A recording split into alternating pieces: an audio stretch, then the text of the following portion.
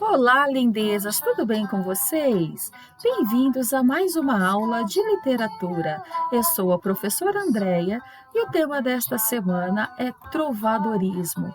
Vamos às habilidades desta aula. Reconhecer características básicas do poema lírico, identificar o tema de um texto, nivelamento. Trovadorismo. Foi o primeiro movimento literário da língua portuguesa. Surgiu na Idade Média, por volta do século XII até o século XV. A palavra trovadorismo vem de trobar, língua falada na Provença, no sul da França. Trobar significa cantar.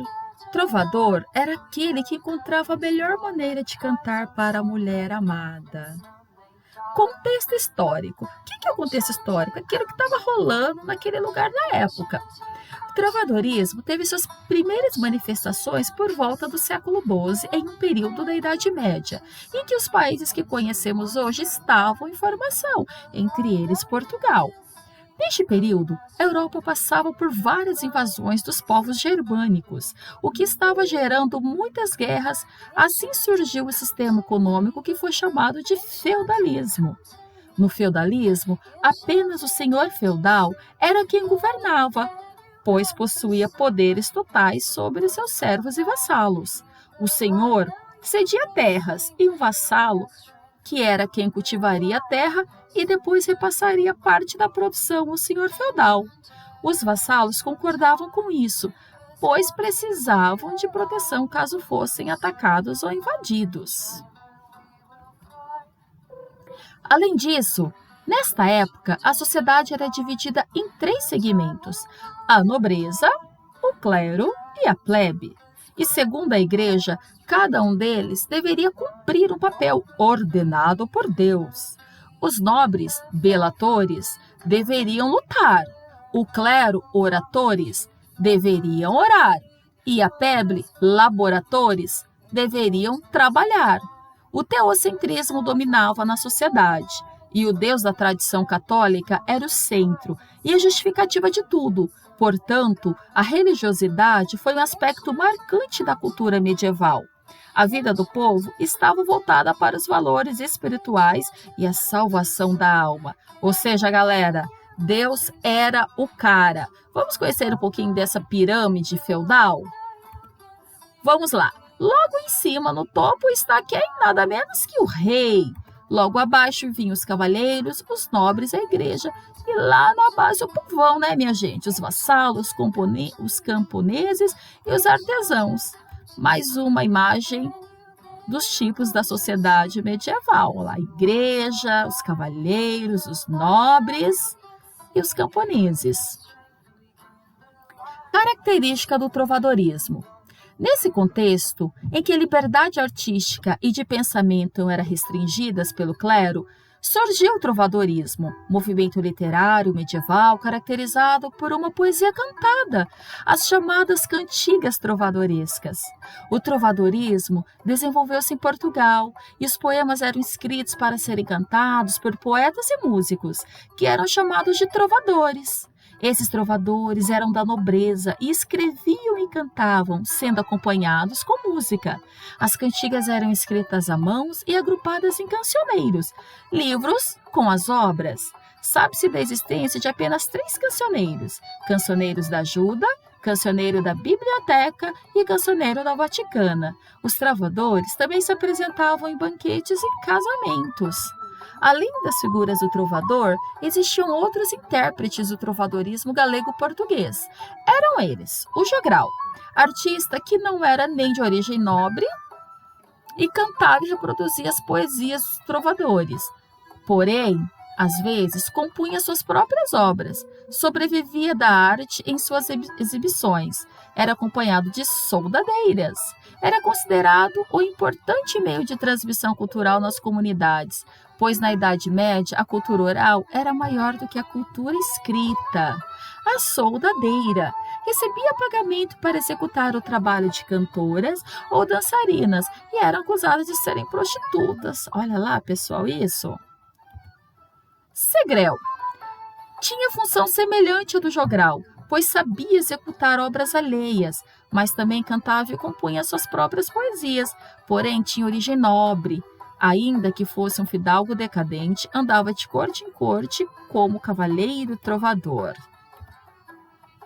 Olha a imagem de um trovador com a sua lira e a imagem de um jogral com o seu instrumento. Alaúde. Vamos conhecer agora os gêneros do trovadorismo. Essa produção de poesia medieval portuguesa pode ser agrupada em dois gêneros, o lírico e o satírico. O gênero lírico, o amor era a temática constante.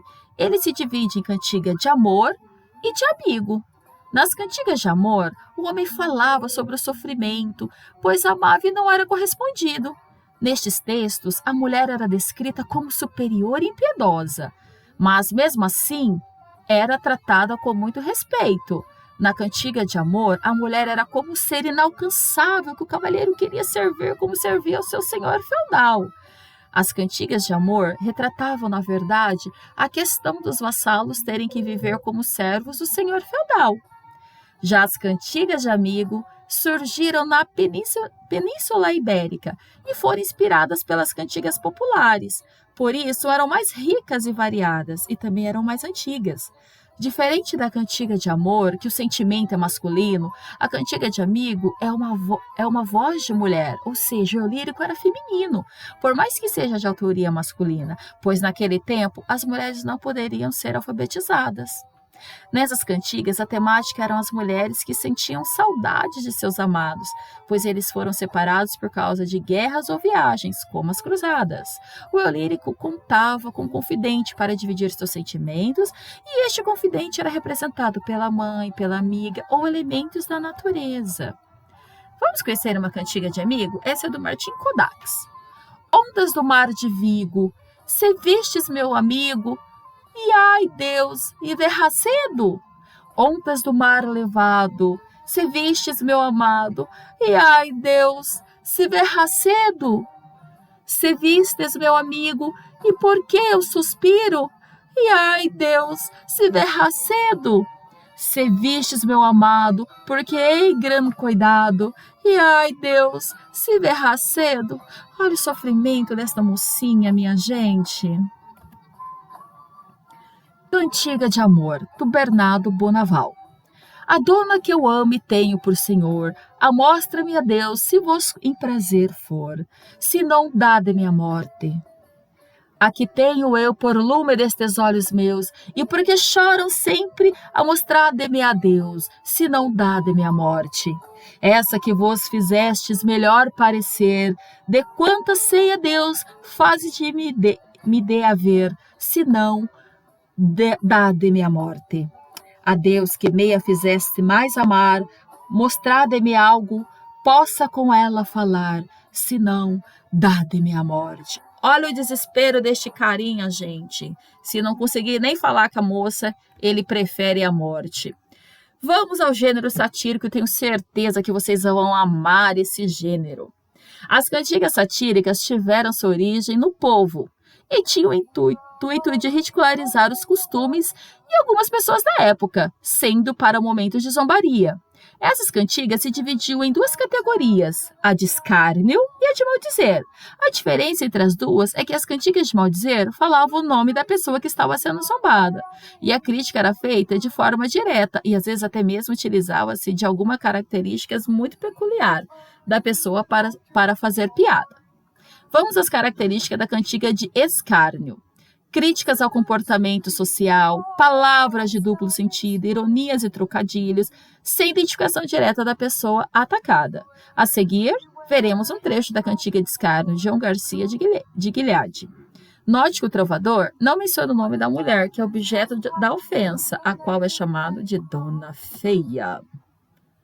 Ai, Dona Feia, foste vos queixar, que vos nunca louvo em meu cantar.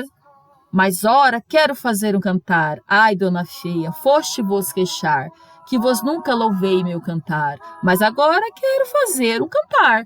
Em vos louvarei toda a vida, e vejo como vos quero louvar. Dona Feia, velha e sandia, em que vos louvarei ainda, e vejo como vos quero louvar. Dona Feia, velha idiota. Olha para você ver, ele ofendeu a senhora, né, a dona Fê, mas ele não disse o nome. Agora vamos à cantiga de maldizer. Olha as características. Críticas feitas explicitamente com identificação da pessoa satirizada, linguagem ofensiva e palavrões.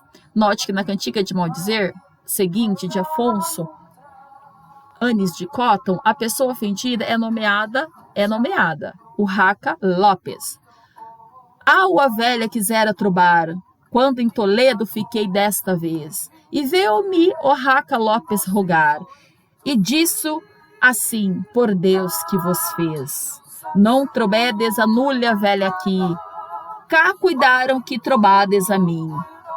A uma velha quisera trovar, quando em Toledo fiquei desta vez, e veio-me Urraca Lopes rogar, e disse-me assim, por Deus, por que vos fez? Não troveis a nenhuma velha aqui, pois acharão que trovastes para mim. Olha só, gente, ele deu nome e sobrenome. Vocês devem estar achando a língua bem estranha, porque a nossa língua ela sofre mudanças. Lembra da variação histórica? Bom, se você chegou até aqui, obrigada por assistir esta aula. Muito obrigada e até a próxima!